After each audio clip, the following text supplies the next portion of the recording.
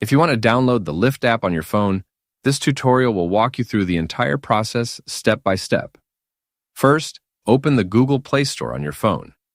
If you're not already signed in, go ahead and sign into your Google account, since you'll need one to download apps from the Play Store. Once you're in the Play Store, tap the search bar at the top and type Lyft. In the search results, look for the official Lyft app. You can verify it's the correct app by checking that it's published by Lyft and has millions of downloads. Tap on the app, then select Install.